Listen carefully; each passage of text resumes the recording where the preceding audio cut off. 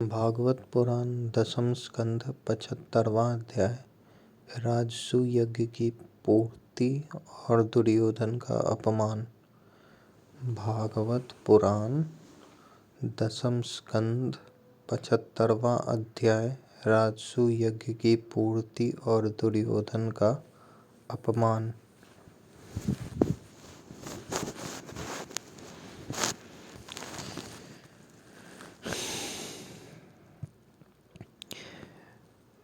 राजा परीक्षित ने पूछा, भगवान, अजातशत्रु धर्मराज युधिष्ठिर के राजसूय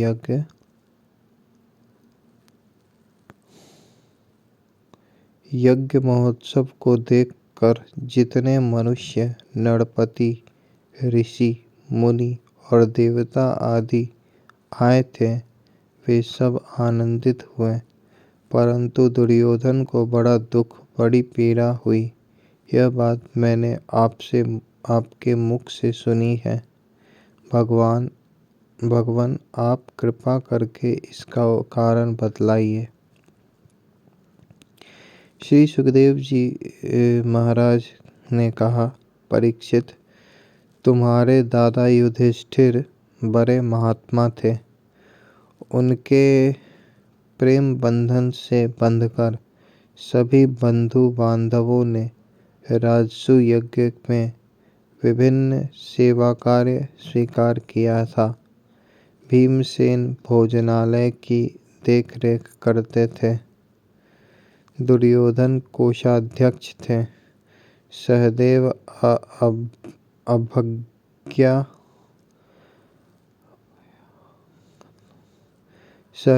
अभ्यागतों के स्वागत सत्कार में नियुक्त थे और नकुल विविध प्रकार की सामग्री एकत्र करने का काम देखते थे।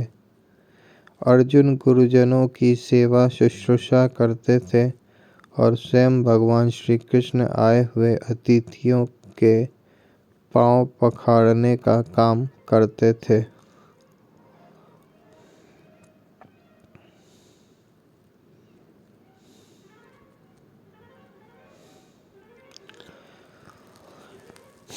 देवी द्रौपदी भोजन परसने का काम करती और उदार शिरोमणि कर्ण खुले हाथों दान दिया करते थे। परीक्षित, इसी प्रकार सात्विक, विकर्ण, हार्दिक्य, विदुर, भूरिश्रवा आदि बाहिक के पुत्र और संतर्दन आदि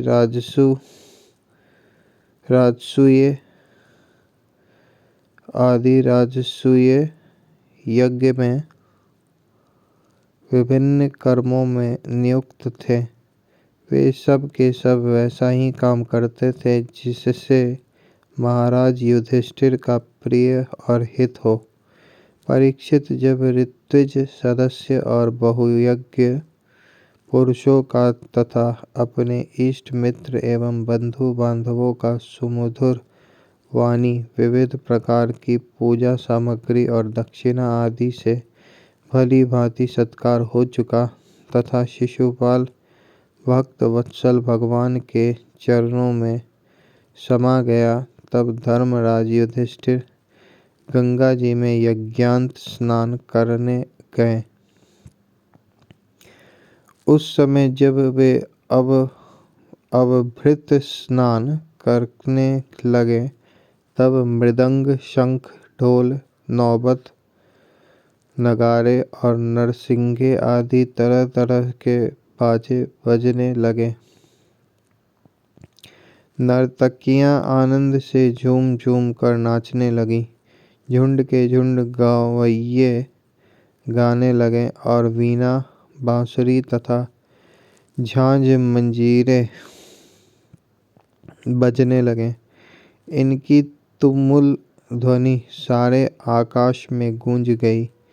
सोने के हार पहने हुए यदु, श्रृंजय, कंबोज, कुरु कैकई और कोमल देश के नरपति रंग बिरंगी ध्वजा पताकाओं से युक्त और खूब सजे धजे गजराजों, रथों, घोड़ों तथा सुसज्जित वीर सैनिकों के साथ महाराज युधिष्ठिर को आगे करके पृथ्वी को कांपते हुए चल रहे थे। यज्ञ के सदस्य ऋत्विज और बहुत से श्रेष्ठ ब्राह्मण वेद मंत्रों का ऊंचे स्वर से उच्चारण करते हुए चले। देवता, ऋषि, पितर, गंधर्व आकाश से पुष्पों की वर्षा करते हुए उनकी स्तुति करने लगे। इंद्रप्रस्थ के नर नारी इत्र फुलेल, पुष्पों के हार, रंग बिरंगे वस्त्र और बहुमूल्य आभूषणों से सज धज कर एक दूसरे पर जल, तेल, दूध, मक्खन आदि रस डालकर भिगो देते, एक दूसरे के शरीर में लगा देते और इस प्रकार क्रीड़ा करते हुए चलने लगे। वारंगनाएं पुरुषों को तेल, गोरस, सुगंधित जल, हल्दी और गाढ़ी केसर मल देती और पुरुष भी उन्हें उन्हीं वस्तुओं से सराबोर कर देते। उस समय इस उत्सव को देखने के लिए जैसे उत्तम उत्तम विमानों पर चढ़कर आकाश में बहुत सी देवियां आई थीं, वैसे ही सैनिकों के द्वारा सुरक्षित इंद्रप्रस्थ की बहुत सी राजमहिलाएं भी सुंदर सुंदर पालकियों पर सवार होकर आई थीं। पांडवों के ममेरे भाई श्री कृष्ण और उनके सखा उन रानियों के ऊपर तरह तरह के रंग आदि डाल रहे थे। इससे रानियों के मुख लजीली मुस्कुराहट से खिल उठते थे और उनकी बड़ी शोभा होती थी। उन लोगों के रंग आदि डालने से रानियों के वस्त्र भीग गए थे। इससे उनके शरीर के अंग प्रत्यंग, वक्षस्थल, जंघा और कटी भाग कुछ कुछ दिख से रहे थे। वे भी पिचकारी और पात्रों में रंग भर भर कर अपने देवरों और उनके सखाओं पर उड़ेल रही थी। प्रेम भरी उत्सुकता के कारण उनकी चोटियों और जूड़ों के बंधन ढीले पड़ गए थे तथा उनमें गुथे हुए फूल गिरते जा रहे थे। परीक्षित उनका यह रुचिर और पवित्र विहार देखकर मलिन अंतःकरण वाले पुरुषों का चित्त चंचल हो उठता था, काम मोहित हो जाता था। चक्रवर्ती राजा युधिष्ठिर द्रौपदी आदि रानियों के साथ सुंदर घोड़े से युक्त एवं सोने के हारों से सुसज्जित रथ पर सवार होकर ऐसे शोभायमान हो रहे थे मानो स्वयं राजसूय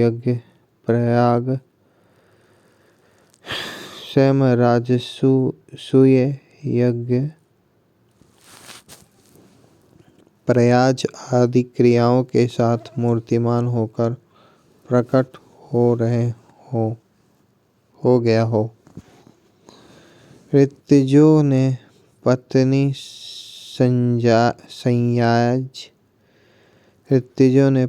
संयाज एक प्रकार का यज्ञ कर्म तथा यज्ञांत स्नान संबंधी कर्म करवाकर द्रौपदी के साथ सम्राट युधिष्ठिर को आचमन करवाया और इसके बाद गंगा स्नान। उस समय मनुष्यों की दुंदुभियों के साथ ही देवताओं की दुंदुभियां भी बजने लगीं। बड़े बड़े देवता, ऋषि, मुनि, पितर और मनुष्य पुष्पों की वर्षा करने लगे।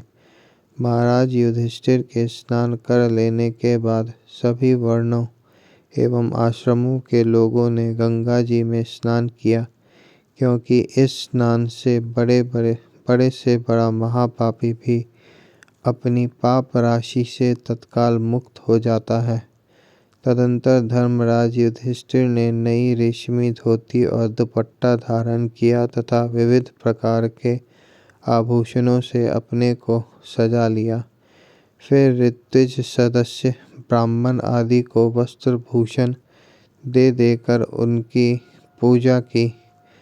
महाराज युधिष्ठिर भगवत परायण थे। उन्हें सब में भगवान के ही दर्शन होते, इसलिए वे भाई बंधु कुटुंबी नरपति इष्ट मित्र हितैषी और सभी लोगों के बार बार पूजा करते। उस समय सभी लोग जड़ाऊं, कुंडल, पुष्पों के हार, पगड़ी, लंबी अंगरखी, दुपट्टा तथा मणियों के बहुमूल्य हार पहनकर देवताओं के समान शोभायमान हो रहे थे। स्त्रियों के मुखों की भी दोनों कानों के कर्णफूल और घुंघराली अलकों से बड़ी शोभा हो रही थी तथा उनके कटी भाग में सोने की करधनियाँ तो बहुत ही भली मालूम हो रही थी। परीक्षित राजसूय यज्ञ में जितने लोग आए थे, परम शीलवान ऋत्विज ब्रह्मवादी सदस्य, ब्राह्मण क्षत्रिय वैश्य शूद्र राजा देवता ऋषि मुनि पितर तथा अन्य प्राणी और अपने अनुयायियों के साथ लोकपाल, इन सब की पूजा महाराज युधिष्ठिर ने की। इसके बाद वे लोग धर्मराज से अनुमति लेकर अपने अपने निवास स्थान को चले गए। परीक्षित जैसे मनुष्य अमृत पान करते करते कभी तृप्त नहीं हो सकता, वैसे ही सब लोग भगवत भक्त राजर्षि युधिष्ठिर के राजसूय महायज्ञ की प्रशंसा करते करते तृप्त न होते थे। इसके बाद धर्मराज युधिष्ठिर ने बड़े प्रेम से अपने हितैषी सुहृद संबंधियों, भाई बंधुओं और भगवान श्री कृष्ण को भी रोक लिया, क्योंकि उन्हें उनके बिछोह की कल्पना से ही बड़ा दुख होता था। परीक्षित भगवान श्री कृष्ण ने यदुवंशी वीर सांब आदि को द्वारकापुरी भेज दिया और स्वयं राजा युधिष्ठिर की अभिलाषा पूर्ण करने के लिए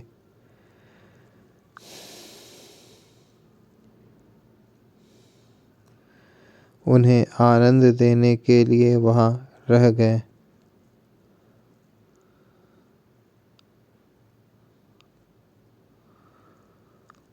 इस प्रकार धर्मनंदन महाराज युधिष्ठिर मनोरथ के महान समुद्र को, जिसे पार करना अत्यंत कठिन है, भगवान श्री कृष्ण की कृपा से अनायास ही पार कर गए और उनकी सारी चिंता मिट गई। एक दिन की बात है, भगवान के परम प्रेमी महाराज युधिष्ठिर के अंतःपुर की सौंदर्य संपत्ति और राजसूय यज्ञ के द्वारा प्राप्त महत्व को देखकर दुर्योधन का मन डाह से जलने लगा।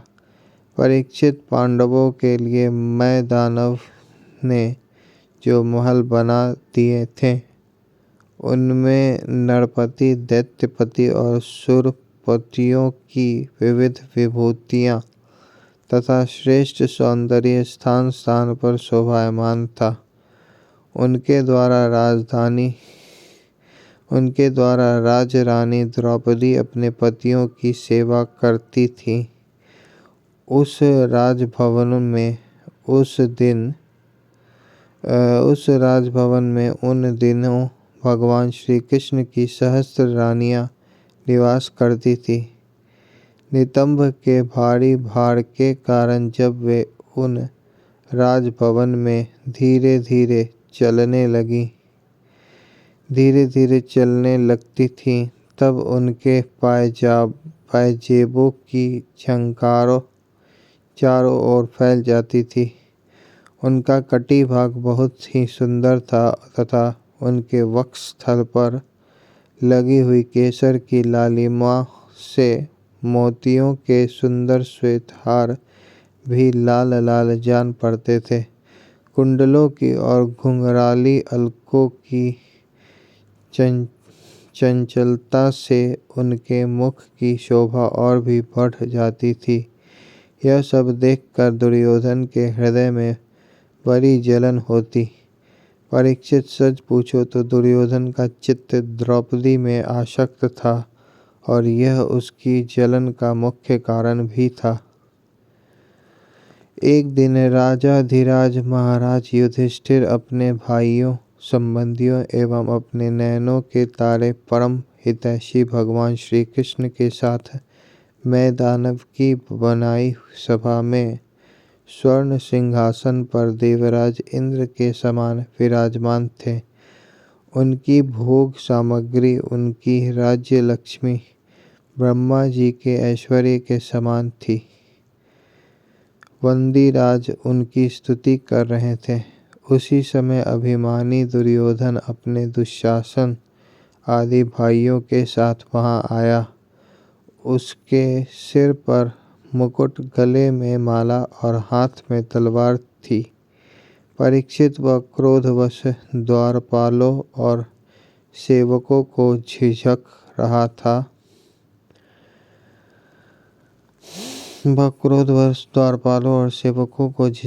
था। उस सभा में मैदानव ने ऐसी माया फैला रखी थी कि दुर्योधन ने उससे मोहित हो स्थल को जल समझकर अपने वस्त्र समेट लिए और जल को स्थल समझकर वह उसमें गिर पड़ा। उसको गिरते देखकर भीमसेन, राजरानियां तथा दूसरे नरपति हंसने लगे। यद्यपि युधिष्ठिर उन्हें ऐसा करने से रोक रहे थे, परंतु प्यारे परीक्षित, उन्हें इशारे से श्री कृष्ण का अनुमोदन प्राप्त हो चुका था। इससे दुर्योधन लज्जित हो गया। उसका रोम रोम क्रोध से जलने लगा। अब वह अपना मुख लटकाकर चुपचाप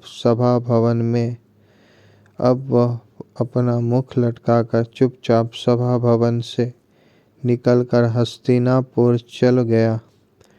इस घटना को देखकर सत्पुरुषों में हाहाकार मच गया और धर्मराज युधिष्ठिर का मन भी कुछ खिन्न सा हो गया। परीक्षित, यह सब होने पर भी भगवान श्री कृष्ण चुप थे।